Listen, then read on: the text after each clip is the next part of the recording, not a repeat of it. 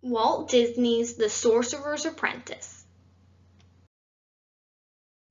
Adapted by Don Ferguson and illustrated by Peter Emsley. Long, long ago, there lived a powerful sorcerer who had a young apprentice named Mickey. Every day the little apprentice swept the floors, polished the sorcerer's crystal ball, and carried water from the well to the sorcerer's magic pool. Late one afternoon, a bat was fluttering around the sorcerer's head. As Mickey watched, the sorcerer raised his arms and said, "Mutatus!" The bat magically turned into a beautiful butterfly. But the trick had tired the old sorcerer. He yawned and put his sorcerer's hat down upon his table, then slowly walked up the stone steps to his bedchamber. Mickey was alone in the sorcerer's workshop. Mickey couldn't take his eyes off the sorcerer's hat. He crept to the sorcerer's workbench, held the mysterious hat in his hands, and then placed it on his head. At that moment, Mickey felt full of magic. Mickey looked around the workshop. There against the wall stood his old broom. As he had seen his master do, Mickey raised his arms and said, "Mutatus!" The broom began to glow. At Mickey's command, the broom's handle sprouted arms, and its straw divided into 2 legs. The broom had come to life. But would it obey the commands of a young apprentice?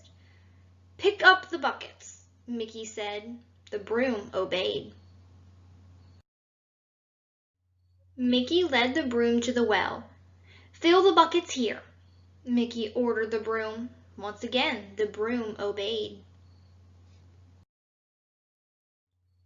Carrying the 2 buckets of water, the broom followed the little apprentice back to the sorcerer's magic pool. "Empty the buckets here," Mickey told the broom. "Then do it all over again." Back and forth went the broom, from the well to the pool. Feeling very pleased with himself, Mickey climbed up into the sorcerer's chair to relax while the broom did his work. It wasn't long before the little apprentice was asleep and dreaming. Mickey dreamed that he was the most powerful sorcerer in the universe. At his command, the stars danced and the planets whirled through the sky. Far below the mountaintop, the oceans raged and roared at Mickey's command. Higher and higher the waves crashed until Mickey felt the cold, wet spray of the water. Splash! This was no dream. The magic pool was overflowing. The enchanted broom had done Mickey's work all too well. "Stop!" shouted Mickey. The broom did not stop. It marched right over Mickey, dumped more water into the pool, and went back to the well. "Mutatus!" cried Mickey, but the broom did not obey. It filled its buckets instead. Frantic, Mickey snatched an axe from the wall and waited for the broom to return with its brimming buckets. Then he raised his arms and chop, chop, chopped the broom into 1,000 splinters. All was silent for a moment. Suddenly, each splinter jumped off the floor, sprouted arms and legs, and became a broom. And each broom carried 2 buckets. The army of brooms with its hundreds of buckets marched from the well to the pool and back again. The water was getting deeper and deeper. By now, the little apprentice was swimming for his life. How he struggled to stay afloat!